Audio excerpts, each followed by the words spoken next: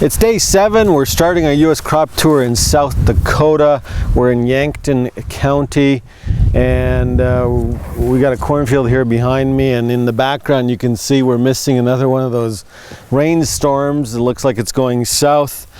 South Dakota is ranked number 7 in corn production. They produce about 4 million acres.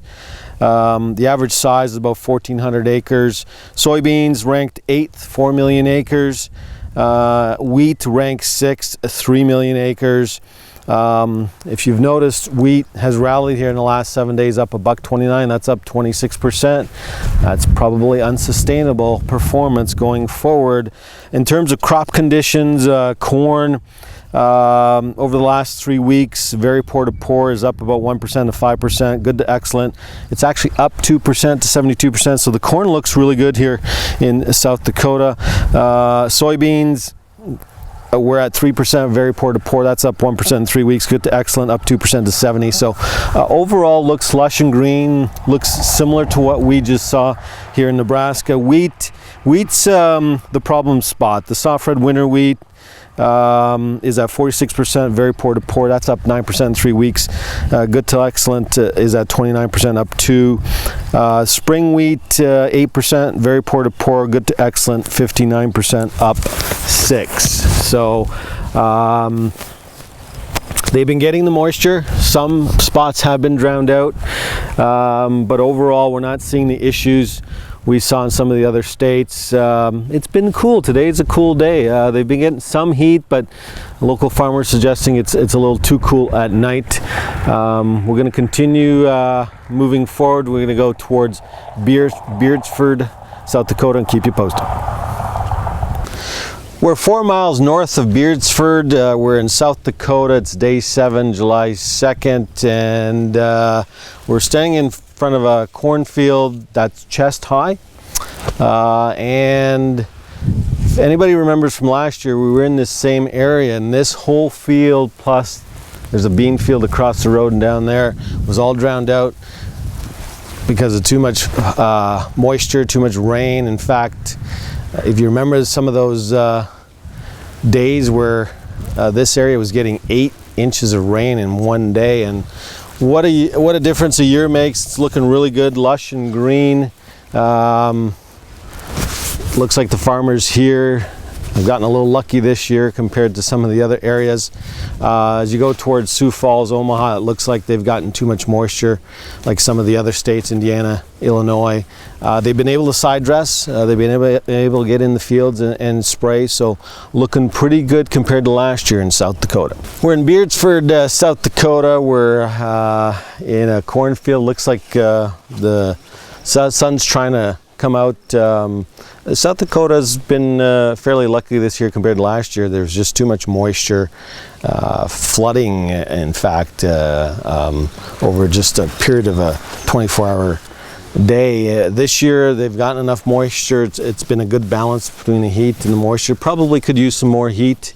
This was planted late April, and it's more than chest high, so it's on the verge of probably being above average crop here in South Dakota.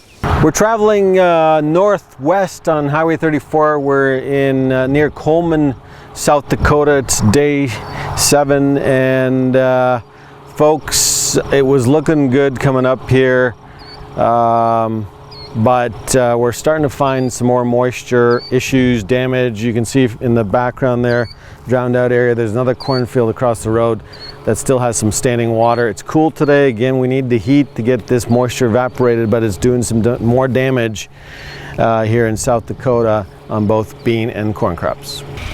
We're traveling west on Highway 41. We're near Wolseley, South Dakota, and as we've traveled west and further north, going towards Aberdeen, South Dakota, we've noticed some moisture stress taking a toll on both corn and beans. Not so much the corn, although the corn doesn't look as, it's maybe waist high, but the beans are just, in this part of the world, is just planted, getting out of the ground. There's some water logged fields in the background there. So this central to northern South Dakota seems like they got a little bit too much moisture here recently.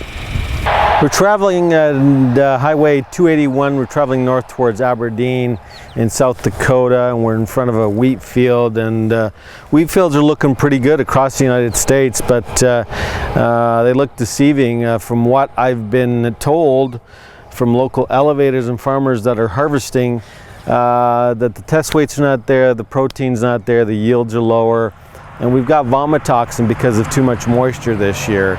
And so that's why Chicago has started to create a premium over Kansas. There really isn't a lot of quality wheat being harvested in the U.S. and you're not seeing it in the USDA reports. So that's why wheat has rallied to $1.29 in 7 days. We're traveling north on 281. We're near Werner, South Dakota.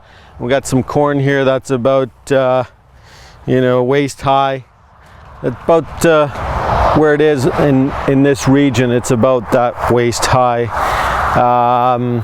So we're gonna conclude our tour of South Dakota.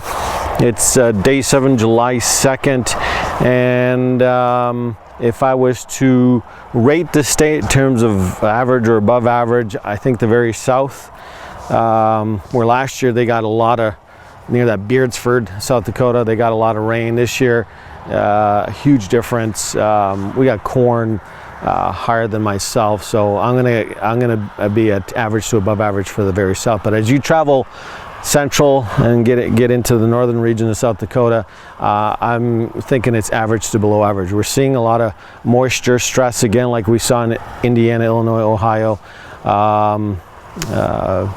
Beans in most cases at the 2-leaf stage, although there are some that are higher than that, but we've gone through 7 states. I'm going to rank South Dakota as maybe number 4 in terms of the 7. It's not a big state in terms of corn or soybean producing, but nonetheless, it's not going to necessarily help the national average.